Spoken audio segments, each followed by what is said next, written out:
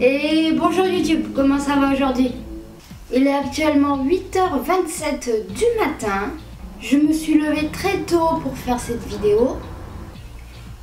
Du coup, je pense que ça ne vous dérange pas que je boive un petit café pour me réveiller un petit peu. Ouais, c'est un mug, mais c'est pas de ce mug que je vais vous parler. Alors la vidéo du jour va parler de ça. Alors qu'est-ce que c'est? C'est un appareil de la marque Lomography. Je suppose que vous connaissez à peu près tous Lomography, mais si vous ne connaissez pas, c'est une marque qui vend des appareils photo argentiques, que des argentiques, à prix plutôt décent. J'ai toujours voulu essayer un de leurs appareils. Du coup, plutôt que d'en acheter un tout fait, je me suis dit, vas-y, achète-toi le kit qui te permet de fabriquer ton réflexe. Donc ouais, Ikea a inspiré beaucoup de monde.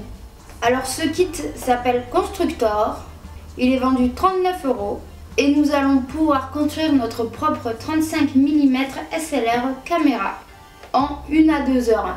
Il faut un peu de temps, hein. Si tu veux aller prendre une photo maintenant de suite du paysage, c'est pas possible. Et on a une photo du produit fini ici. J'espère que ça va ressembler à ça. Ok, donc maintenant on va ouvrir le kit pour voir un peu ce qu'il y a à l'intérieur. Ok, c'est genre pas mal du tout. Donc alors, je me demande où sont les instructions. On nous fournit le tournevis qui est de type bien accroché.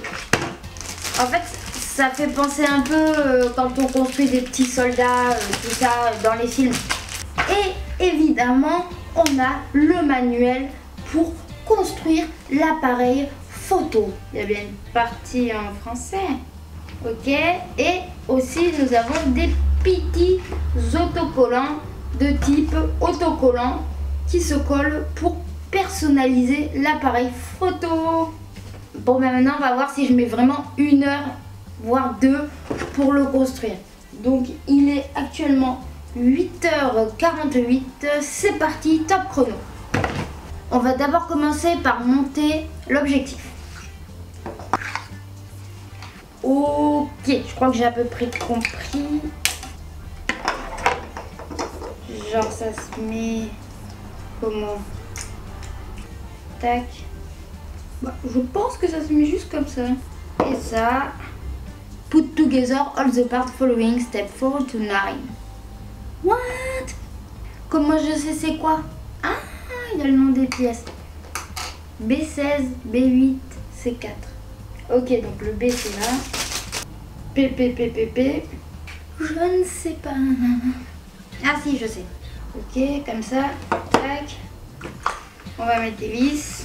Je pense qu'il va me falloir 3 heures. Ok, alors il est 9h14 et j'ai actuellement monté le lens et le Hood Viewfinder. Lentement mais sûrement, hein. Maintenant on va s'attaquer à la partie un peu plus technique, c'est-à-dire le corps. Là apparemment il faut que je mette un ressort. Ils sont mignons les S2, c'est quoi? Le problème c'est qu'ils nomment les vis. Il y a des vis différentes, mais je sais pas trop ce que c'est. Donc que ce soit écrit plus bas, plus loin. Ah oui, my bad. Tout est écrit, suis-je bête? Ok, cool. Si t'as Parkinson comme moi, c'est pas facile. Faut être minutieux. Ouh. Genre ceux qui ont des gros doigts, ça va être complexe. Hein.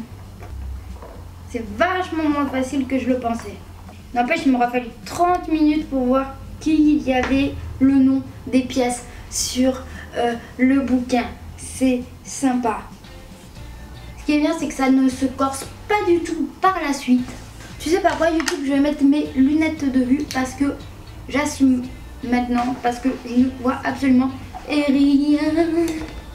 Mon seul regret dans la vie, c'est que ça ne soit pas aimanté. Ok, donc là, j'ai fait le plus dur. Enfin, je crois. Maintenant, il faut assembler toutes les parties. Ça va là, masse. Ça semble compliqué et ça l'est en effet. Tac. Ça commence à ressembler à quelque chose. Ouais, J'ai oublié de mettre un truc avant de tout clipser. Suis-je bête? Mais qu'est-ce que je fais? Ça s'est fermé. Merde. Bon alors, pour la 20e fois, je rouvre. Ok, donc c'est le début de la fin. C'est plutôt cool. Il y a tout qui tombe. Bah dis donc. Tu commences à m'énerver. J'ai enfin fini de construire l'argentique.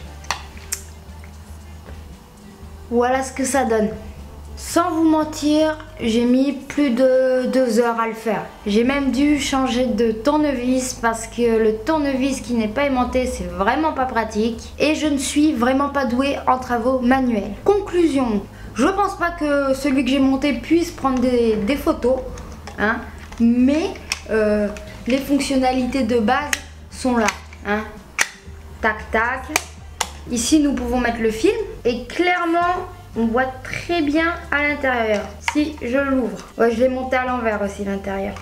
Du coup le mien ne peut pas prendre de photos, mais au final c'est plutôt sympa. Il y a la satisfaction de l'avoir fait soi-même. Je pense qu'il y a des gens qui sont beaucoup plus doués en bricolage que moi qui y arrivent. Après, il y a possibilité de le customiser, il y a possibilité, il me semble, de changer la lentille. Bref, au final, c'est on n'est jamais mieux servi que par soi-même.